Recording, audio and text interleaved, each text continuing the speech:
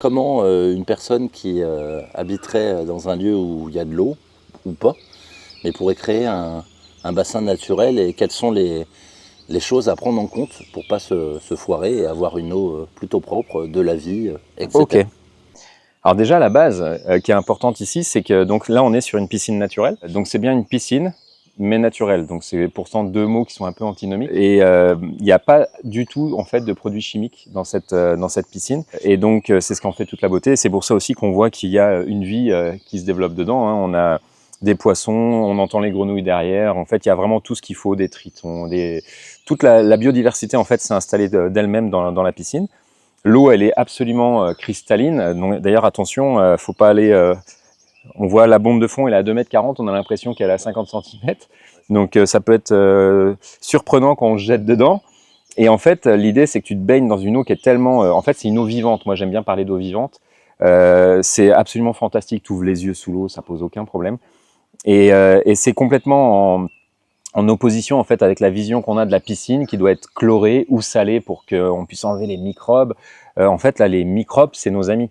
C'est un peu le même principe que tu vas avoir à l'intérieur de ton organisme et de l'intestin en particulier, où tu as toute une population bactérienne, tu as une flore très très riche. Plus elle est riche, plus tu es en bonne santé. Et là, en fait, c'est exactement la même chose. C'est juste qu'on n'a pas envie d'avoir une flore pathogène, évidemment. Mais quand la flore bénéfique, elle est en place, il n'y a aucun problème. Les pathogènes, ils ont beaucoup plus de problèmes pour s'installer. Donc en fait, ici, on n'a pas de chlore. L'idée, c'est qu'en fait, ça fonctionne exactement comme sur le principe de l'aquaponie. C'est exactement la même chose, à savoir qu'on a une source de polluants. Donc là, en l'occurrence, on a mis des poissons, ce qui n'est pas commun en piscine naturelle. Souvent, d'ailleurs, les vendeurs de piscines naturelles, plutôt préconisent de ne pas mettre de poissons, puisque ça risquerait de déglinguer le cycle, etc. Nous, on prend le truc à l'envers. On pense qu'au contraire, ça va favoriser l'installation du cycle. Comme dans une aquaponie. Comme dans une rivière, bien sûr. Alors, donc, par contre, c'est le même principe qu'une aquaponie, c'est-à-dire que c'est complètement fermé. Cette eau, on entend, il y a une cascade qui est en train de couler derrière. En fait, c'est pas de l'eau qui arrive de la montagne. Non, non, c'est juste l'eau qui est pompée au fond de la carrière, qui est renvoyée en haut, et c'est une boucle. Donc, c'est la même eau qui reste là tout le temps. Et elle est en recirculation et elle est recyclée. Recyclée par quoi? D'abord les bactéries, et ensuite les plantes. Donc on est vraiment exactement comme sur de l'aquaponie. Donc l'avantage, c'est qu'on a une eau qui est cristalline, qui est propre, etc., qui prend la lumière du soleil, qui est vivante, comme je le disais, qui permet de se baigner, d'avoir vraiment les bienfaits En fait, on a des gens qui viennent se baigner ici, qui ont par exemple des problèmes de peau, des problèmes d'allergie à telle ou telle chose. Là, ici, il n'y en a absolument pas. Tu ressors, tu n'as pas besoin d'aller faire une douche, même si c'est toujours mieux d'aller faire une douche après, mais il n'y a pas besoin d'aller faire une douche pour enlever le chlore, par exemple, si tu ne vas pas brûler, enfin voilà. Alors, à l'inverse, par contre, on a une petite particularité, c'est que les magnifiques crèmes solaires bien beurrantes et grasses qu'on se met avant d'aller se baigner normalement, ici, ça peut être potentiellement un problème, parce qu'en fait, tous les corps gras vont flotter à la surface. Et c'est sur cette pellicule-là qu'il va y avoir des éventuels développements bactériens qui, eux, peuvent potentiellement être dangereux. Et donc, ce qui se passe, c'est que dans la filtration, donc il y a plusieurs systèmes de filtration dans la piscine, et un des systèmes, c'est les skimmers, donc ces espèces de blocs noirs là qu'on voit où l'eau est en train de tomber dedans, en fait.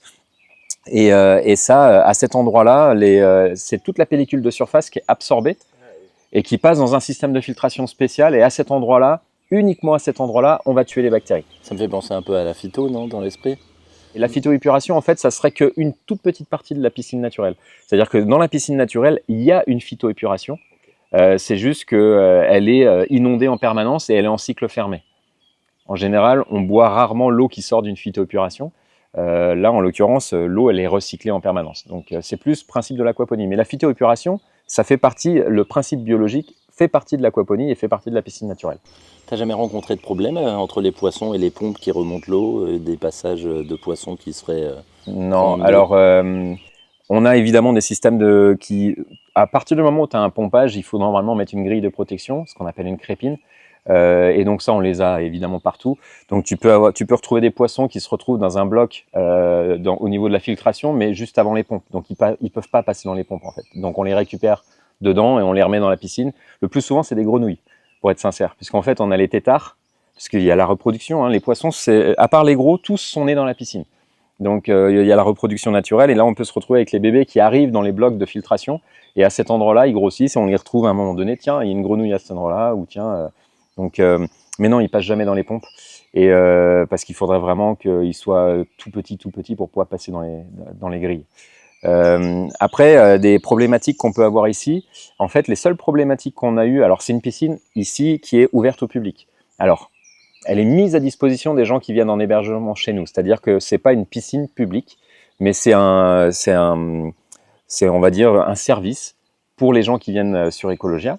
Et donc, les gens peuvent librement venir se baigner ici s'ils le souhaitent.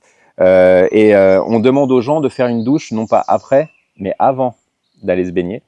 Parce que la problématique, c'est en fait, c'est les gens qui sont sales. C'est pas l'inverse.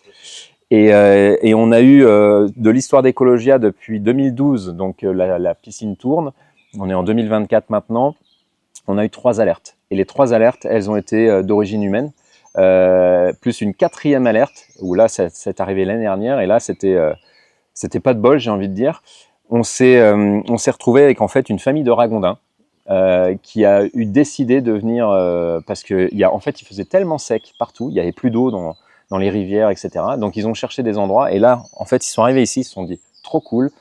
On a vraiment l'endroit pour passer les vacances. Et donc, on avait 2 bébés ragondins et leur mère qui étaient là. Et le problème, c'est qu'on a essayé de savoir par où ils passaient. C'était vraiment très compliqué. Et on retrouvait les crottes. Et là, on a eu une alerte. Alors, il faut savoir que comment on sait qu'on a une alerte, c'est pas que l'eau elle devient toute violette ou toute marron d'un seul coup. Non, c'est pas ça. L'eau, elle est cristalline. Mais en fait, on a des tests qui sont faits parce qu'on a des clients qui viennent se baigner dedans. On a l'obligation avec l'Agence régionale de santé, l'ARS, de faire des tests de notre eau par un labo indépendant tous les 15 jours. Tous les 15 jours. Tous les 15 jours, le labo passe, il nous envoie la facture, hein, bien évidemment. Il passe de manière inopinée, c'est-à-dire qu'on ne sait jamais à quelle heure ni quand il passe, ils font des analyses, ils nous envoient les résultats et on double à l'ARS, et l'ARS ensuite prend des mesures. Et donc, dans ce cas-là, ils nous ont envoyé une mesure en disant « Attention, on commence à sortir des normes sur telle bactérie, je ne sais plus laquelle. Hein, et là, on a dit, oula, ça c'est bizarre, c'est des bactéries qui sont normalement liées au caca d'animaux. Et là, ça a fait tout de suite le lien avec les ragondins. Et donc là, on a pris les dispositions, on les a sortis, on les a attrapés, on les a mis dehors. On a trouvé par où ils passaient, on a bloqué, de manière à ce qu'ils ne viennent plus. Et 15 jours après, tout était redevenu normal. Donc la piscine, elle a aussi une énorme résilience. C'est-à-dire qu'à partir du moment où on enlève la source de troubles, bah, ça se remet en place de manière, j'ai envie de dire, équilibrée, exactement comme nos intestins, pareil. Combien de temps vous avez mis à créer ça? Parce que ça doit être quand même... faut planter, voir comment ça réagit. C'est pas le truc que tu installes en un week-end et après tu te dis, bon, bah, c'est bon, on peut se baigner, quoi. Alors déjà, ce qui est important de comprendre, c'est que comme tout ce qu'on a fait sur Ecologia, l'intégralité de ce qui a été fait sur Ecologia Aquaponia, ça a été fait sous forme partenariale. Pour nous, l'humain est au cœur. Et donc là, par exemple, notre partenaire historique, c'était la ferme aquacole d'Anjou, qui existe encore aujourd'hui, hein, qui était vraiment qui avait vraiment une expertise dans ce domaine-là, qui avait déjà monté plusieurs piscines naturelles. Et donc l'idée, c'est qu'on co-construit ensemble. À chaque fois, donc ils apportent l'expertise et nous, on faisait une partie des travaux, on les aidait, etc. On s'entraidait. Et ils ont donc construit, on va dire, les plans de la piscine. Nous, on a défini l'endroit où on voulait que ça soit installé. Et ensuite, les travaux ont été réalisés donc en grosse partie par nous et les parties vraiment techniques par la ferme aquacole d'Anjou. Et donc l'idée, c'est... alors, on était en 2012, ça nous a coûté en tout et pour tout à peu près 25 000 € pour avoir une idée. Alors, elle fait 200 mètres cubes. Donc, 200 mètres cubes, c'est une grande piscine. Elle fait 16 par 8. Le bassin de baignade fait 16 mètres par 8 mètres, 2 mètres 40 de fond. Il faut voir qu'il y a, en fait, on s'en rend pas compte, mais il y a 2 gravières qui sont les zones de phytoépuration, qui sont de chaque côté, qui font tout 1 mètre de fond. Donc là, il y a des tonnes de graviers qui ont été mis, qui sont filtrants. Il y a une bâche qui rend l'intégralité imperméable, EPDM. Il y a la piscine, la cascade qui a été donc montée, pareil, qui est en EPDM et qui fait que l'eau peut s'écouler donc de là-haut jusqu'en bas. Sur le trajet, elle s'oxygène, elle se réchauffe. Et donc, en fait, tout ça, plus tout le module technique qui est derrière là, dans la cabane en bois, tout ça, ça représente, mine de rien, beaucoup d'heures de travaux. Ça aurait été probablement plus cher si on avait fait faire entièrement la piscine. Mais ce qu'il faut voir derrière, c'est qu'en termes d'entretien, On n'a pas de chlore à rajouter, on n'a pas à vider régulièrement, etc. On l'a jamais vidé depuis 2012. Et par contre, effectivement, ça peut poser problème à d'autres instances de l'État, notamment l'ancienne DJS, donc Jeunesse et Sport, qui est des DCSPT maintenant. Ils avaient, eux, des problématiques liées à la sécurité des gens, etc. Et notamment, ça leur posait problème, par exemple, qu'on n'ait pas de pédiluve chloré à l'entrée de la piscine naturelle.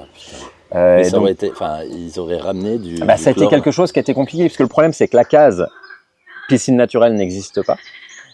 C'est une piscine, donc on doit être en accord avec les règles des piscines, et donc il doit y avoir un pédiluve chloré. Le problème, c'est qu'il a fallu qu'on explique, et ça a été dérogatoire pour nous, et ça a été très compliqué, c'est que si on met du chlore à l'intérieur de la piscine, on dézingue le principe biologique. Et en fait, on va tuer le système naturel qui est en place. Donc, puisque le chlore est bactéricide, donc il va tuer les bactéries qui sont à la base de la filtration de la piscine. C'est les bactéries qui t'accompagnent, pas le... Exactement. Donc si on tue les bactéries, on déglingue le système exactement comme dans une aquaponie. Et donc ça a été compliqué. Et à côté de ça, il y a l'ARS qui nous juge pas, nous, comme une piscine, mais comme une baignade naturelle, au même titre que les étangs et les plans d'eau communaux. Et donc on est sur une autre réglementation, et donc on est toujours un peu à cheval, c'est pas clair, parce que piscine naturelle, surtout à l'époque en 2012, faut imaginer, c'était très rare, et donc j'espère, je sais pas comment c'est maintenant aujourd'hui, je sais pas si ce serait plus simple, peut-être que ça serait plus compliqué, j'en sais rien. En tout cas, à titre privé, chez moi, je suis en train de me construire une piscine naturelle, et puis c'est surtout beaucoup plus naturel. Une fois que c'est mis en place, ça va être plus économe en énergie, ça va être plus économe en tout en fait. Une fois que c'est en place, c'est en place. Et après, on a de l'eau vivante pour se baigner, ça n'a strictement rien à voir avec de l'eau chlorée. Donc on n'est évidemment pas partisan du tout chimique. Hein. Et pour nous ici, c'est vraiment l'avantage premier, c'est ça. Et puis franchement, aller se baigner avec les poissons et les voir, c'est vraiment un régal. Alors c'est assez surprenant. On a la clientèle qu'on avait sur Ecologia, qu'on a d'ailleurs sur Ecologia, est plutôt citadine, plutôt les grandes villes, Paris, Nantes, toutes les grandes villes aux alentours de Laval. Et le premier réflexe que la plupart des gens ont, que ce soit hommes, femmes, et c'est plus les femmes, c'est vrai, et les enfants. C'est oh, mais il y a des poissons dans la piscine, on va surtout pas y se baigner, papa, maman, ils vont nous attaquer, etc. Enfin bref, donc plutôt un a priori assez négatif, mais par peur, par non-connaissance en fait. Et je peux te garantir que la piscine naturelle, c'est en général le souvenir des vacances, en tout cas des gamins, c'est sûr. Et que dès qu'il commence à faire beau, une belle journée comme ça, et que le site est ouvert, les gens, ils passent leur vie à la piscine. Et en fait, les poissons, ils viennent jamais, en fait, ils s'écartent. Et il n'y a aucun problème. Et à la fin, les gamins, ils font la chasse aux tritons, la chasse aux grenouilles, la chasse aux têtards. Et puis, ils ont apprivoisé, en fait, quelque chose qui les rapproche de la nature. Et pour nous, ça, c'est fantastique. Petite question, vous avez sélectionné des poissons gentils, je sais pas comment on dit. Alors les premiers qu'on a mis, c'était des piranhas, pour essayer de voir en fait si... Des requins et des piranhas. Donc le problème, c'est que les piranhas, bon, ils étaient un peu problématiques, donc on les a sortis. Non, en fait, on a mis des poissons, à la fois des poissons d'étang qu'on avait chez nous, qu'on avait fait passer en quarantaine avant pour être sûr qu'ils n'avaient pas de maladie, puisque c'est un peu notre métier, le poisson ici aussi à côté. Et du poisson d'ornement, ce qu'on appelle les poissons d'ornement, ça va être les carpe-coilles, les poissons rouges, des esturgeons, des trucs donc plutôt colorés pour que ça fasse un peu le côté coloré. Parce qu'en fait, les poissons d'étang, on les voit presque pas. On voit des poissons noirs là qui se baladent au fond, mais on les voit pas, même s'ils sont beaucoup plus nombreux en fait. Et on a juste eu un problème avec les esturgeons. Donc l'esturgeon, c'est le poisson qui donne le caviar, exactement. Alors évidemment, là, c'est des petits esturgeons qu'on a mis dedans. Et le problème, c'est qu'en fait, les esturgeons, c'est un poisson qui est extrêmement familier et très sympathique et qui vient chercher des caresses. Et donc, du coup, on se retrouvait avec des poissons. Les gens, par contre, ne savaient pas les manipuler. Les gamins jouaient avec et après nous en avoir tué plusieurs, on a décidé de les enlever. Parce que en fait, on s'est retrouvé à faire d'être poignassés, d'être pris, de mettre mis hors de l'eau, etc. En fait, ils leur faisaient du mal. Et on avait beau leur dire ne pas toucher les poissons, etc. En fait, les surgeons aiment bien venir chercher, sucer les doigts, etc. Et donc c'est rigolo. Et puis ce qui m'a vraiment mis hors de moi, c'est de trouver un poisson un jour posé sur le côté. Et donc là, en plein soleil, il était mort. Et donc là, franchement, là, je me suis dit, Ben, on va retirer les esturgeons pour les protéger des humains. T'en as dans la serre aquaponique? Oui, des esturgeons, on en a d'autres sur une piscine naturelle, une deuxième qu'on a là-haut, mais qui n'est pas ouverte au public. D'accord. Donc on les a déplacés là-bas. Tu vas les voir, on en a plusieurs espèces, ils sont très très beaux.